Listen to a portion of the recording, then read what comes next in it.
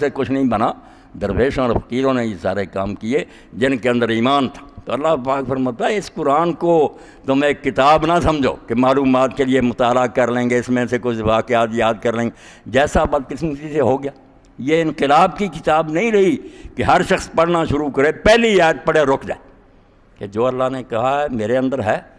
میں اس طرح کا بن گیا ہوں، اور نہیں اگلی آیت کیوں پڑھوں۔ جیسے عبداللہ ابن مسعود رضی اللہ عنہ فرماتے ہیں ہم رسول کریم علیہ السلام سے 10 آیتیں پڑھتے تھے، نہ آپ پڑھاتے تھے آگے نہ ہم پڑھتے تھے، پہلے دیکھتے تھے کہ جن چیزوں سے روکا چھوڑ دیں،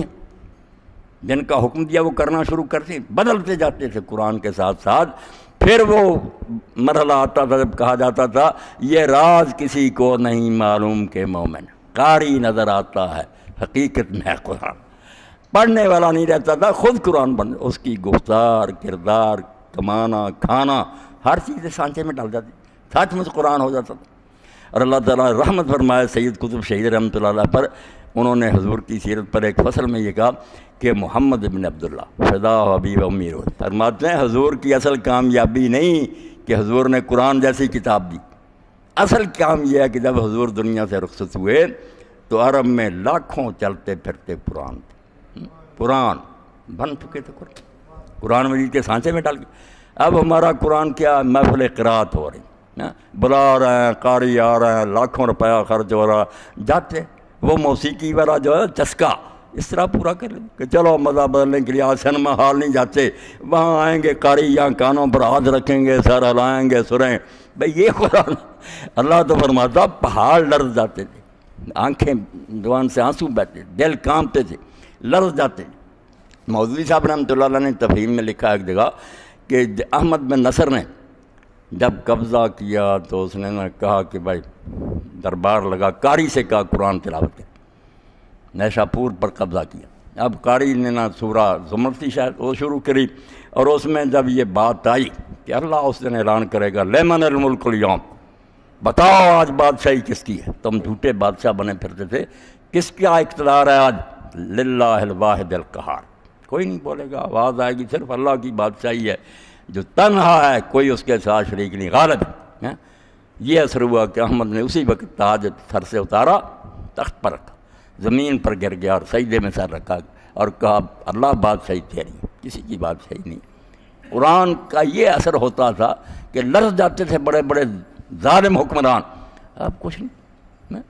ایک صرف نہ مزے لینے کے لیے رہ گئی، بھائی اتنے لوگ حافظ بن گئے اور ایسی جعلی اور جھوٹی روایتیں بنا لیں کہ کسی آدمی نے قرآن مجید اگر حفظ کر لیا تو اس کے خاندان میں سے 10 آدمی جن کے لیے جہنم واجب ہوگی اس کی سفارش سے بخشے جائے۔ اب کئی لوگ حرام کماتے ہیں، بڑے بڑے وہ امیر ہیں، فیشن کے طور پر ایک آدھ بچے کو قرآن حفظ کہ 10 بخشوا لے گا، اللہ اللہ خیر صلاح۔ قرآن بیچارہ منہ دیکھتا رہ گیا کہ میں تو اعلان کرتا تھا کہ جو تم کرو گے وہ تمہارے سامنے آئے گا، وہاں کوئی سفارش نہیں چلے گی، کوئی دوسرے کی جگہ پکڑا نہیں جائے گا، کوئی فدیہ نہیں لیا جائے گا، کسی کو مدد نہیں ملے گی۔ میرے ساتھ یہ ظلم کیا، مجھ سے یہ چیزیں نکال لیں کہ وہاں ہم بخشوا دیں گے، آپ نہیں، کوئی نہیں بخشوائے گا، ہر شخص اپنے اعمال کا خود جواب دے ہوگا۔ تو اللہ فرماتا ہو ایسی کتاب جو قدم قدم پر عملی طور پر بھی تمہیں بتاتی ہے یہ کام کرنا، یہ نہیں، رہنما کتاب، پھر بصیرت کو افروز کرتی ہے، روشن دماغ کو دلائل دے کر مطمئن کر دیجیے کہ جو بات کہی جا رہی حق، اور جتنے اعتراض اٹھتے ہیں سوال قیامت تک تو اٹھائے، اب لوگ کرتے ہیں جی یہ اعتراض کر رہے ہیں یہودی عیسائی وغیرہ، کوئی اعتراض نہ، آپ دیکھیں یہ منکرین حدیث ہیں یا منکرین قرآن ہیں، کوئی اعتراض انہیں نیا نہیں سوچتا۔ مسلمان علماء راضی رحمۃ اللہ علیہ پر اللہ رحم کرے، ابن حجر جیسے لوگ ہیں، انہوں نے سارے سوال پہ خود اٹھائے، وہاں سے ہی چوری کر لیتے اور جو جواب دیے ہیں چھپا لیتے،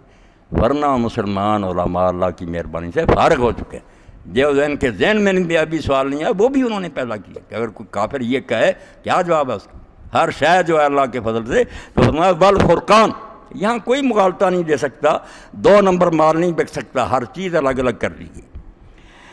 تو ان دنوں اس مہینے میں روزے رکھو،